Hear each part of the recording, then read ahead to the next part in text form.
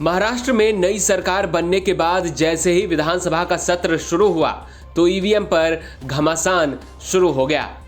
विधानसभा के बाहर विपक्ष के नेता लगातार ईवीएम पर सवाल उठाते हुए नजर आए। खासकर ज्यादातर नेता सोलापुर के मरकरवाड़ी गांव का जिक्र कर रहे हैं।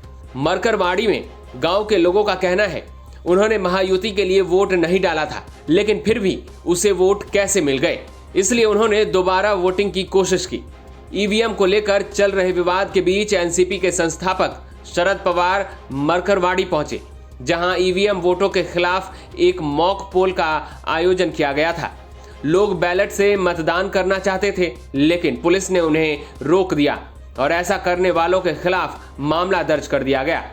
इस मामले में शरद पवार ने क्या कहा, यह हम आपको आगे बताएंगे। उससे पहले विधानसभा पहुंचे उन नेताओं के बयान सुनिए जिन्होंने मरकरवाड़ी का मुद्दा उठाया। पूरा गांव चिल्ला रहा है ना कि हमने वोट नहीं डाले महायुति को, तो एक बार दूध का दूध पानी का पानी होने दो, तुम्हारी सच्चाई सामने आएगी। अगर उतने वोट 80% वोट अगर महायुति को मिले उस गांव में, और पूरा गांव ये चिल्ला रहा है कि हमने वोट दिया ही नहीं, और जहाँ पे चुनाव हारा हुआ एमएलए हारा हुआ कैंडिडेट्स ये नहीं मांग रहा है, जीता हुआ कैंडिडेट्स मांग रहा है, इसका मतलब क्या है? आप क्या समझोगे? और क्या है, इलेक्शन तो हुआ है, तो उनमें चांस उनको गांव वालों को अगर वो मापतोल करना चाहते हैं तो आपको परेशानी क्या है? आप क्या छुपाना चाहते हैं? सवाल यही आता है। इसलिए हमने आज बहिष्कार डालने का निर्णय लिया। हम मरकरवाड़ी गांव के निर्णय के साथ है, और जो उनको अरेस्ट किया गया, लाठीचार्ज हुआ है, हम उसके खिलाफ में निषेध करने के लिए आज का निर्णय लिया है। हमने आज बहिष्कार किया है। इसी का एक ही कारण है, अगर आप देखें तो मरकरवाड़ी में डेमोक्रेसी को मारा जा रहा है। ये डेमोक्रेसी को ईवीएम के हिसाब से, ईवीएम के माध्यम से हो या फिर जो भी रिगिंग कर रहे उसके माध्यम से मॉकरी कर रहे डेमोक्रेसी की। और यही जो मैंडेट है, ये मैंडेट ना जनता का है ना महाराष्ट्र का है, ये मैंडेट ईवीएम का है और ये मैंडेट इलेक्शन कमीशन का है। हम यही बात करना चाहते हैं। आज जो शपथ नहीं लिए इसी के लिए नहीं लिए क्योंकि आज जनता का आदर करना चाहते हैं। जनता की जो मन में शंका उपस्थित है उसे उत्तर देना चाहिए। जो अपोजिशन के लोग हैं, हमसे कोई बात नहीं हुई, इलेक्शन में कोई कोऑर्डिनेशन नहीं किया, टिकट बंटवारे में कोई बताया नहीं, तो फिर हमारा क्या लेना देना उनसे। हाँ, इस मुद्दे पर मैं भी कह रहा हूँ कि ईवीएम हट जाना चाहिए। एक बार लोगों को डाउट अगर है कि ईवीएम से हैकिंग होती है, ईवीएम से जो है लोगों को जिताया जाता है, हराया जाता है, तो एक बार जनता की मांग पे सबको इकट्ठा होकर के ईवीएम को हटा देना चाहिए। इस मामले को लेकर मरकरवाड़ी पहुंचे शरद पवार का कहना है कि पिछले 2-3 दिनों से देख रहा हूं कि सदन में मरकरवाड़ी की चर्चा शुरू है। वो बोल रहे हैं कि देश में किसी को पता नहीं चली, लेकिन मरकरवाड़ी के लोगों को पता चल गई।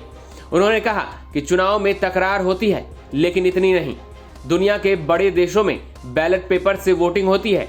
इस वोटिंग के बाद मरकरवाड़ी के लोगों में शंका आई और गांव ने फिर से वोटिंग करने की कोशिश की, लेकिन पुलिस ने यहां क्यों बंद करा दिया?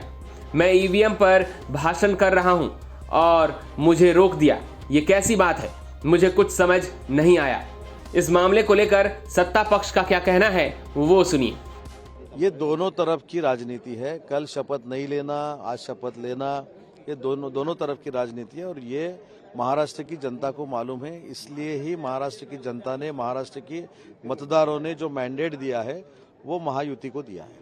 नहीं, अभी टाइम ही टाइम है उनके पास, राजनीति करने के लिए भी टाइम ही टाइम है, इसलिए सब ये राजनीति चालू है।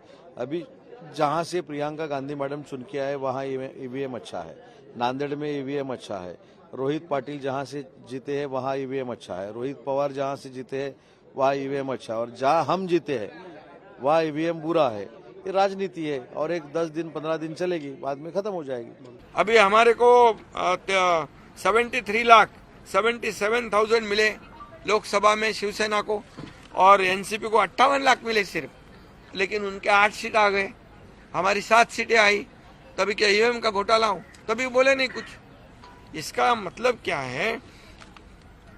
यहाँ पर अभी भी मैं कहूँगा कि महायुति को 49.30% वोट मिला है अभी विधानसभा में, और इनको महाविकास आघाड़ी को, मतलब महायुति को 3 करोड़ 18 लाख, महाविकास आघाड़ी को 2 करोड़ 35 लाख। तो वोट कितने, 1 करोड़ का फर्क है। और ये ऐसा कोई भी नहीं कह सकता है क्योंकि हर चुनाव क्षेत्र में हर कैंडिडेट को मार्जिन जो है कम ज़्यादा मिलता है, तो इसको सभी एक ही तराजू में तौल नहीं सकते हम। इसलिए मैं यही कहूँगा कि अभी उन्होंने ये ईवीएम वाला जो मामला है, अभी बोले शिवसेना को इतने कम सीटें मिली 16 और हमें मिली 57। तो शिवसेना ने, कांग्रेस ने तो 100 के ऊपर लड़ी थी, हम तो 80 लड़े थे। तो ये भी बात है। तो इसका विश्लेषण करते समय लोगों ने सही विश्लेषण करना चाहिए। अभी आज जो अपोजिशन वालों ने वॉकआउट किया है, उनका कहना है कि ईवीएम के बारे में किया है, हमें पता नहीं, लेकिन आप जैसे मीडिया के लोग ही बोलते हैं कि कोई ईवीएम के बारे में हुआ है, कोई बोलता है और किसी कारण हुआ है। वैसे तो मैंने पहली दफ़ा देखा है, चुनाव हुआ है, लोगों ने, वोटर ने जीत के दिया है, और अभी यहाँ वॉकआउट करके कुछ होने वाला नहीं है। अगर उनको कुछ करना है तो इलेक्शन कमीशन के सामने जाना चाहिए।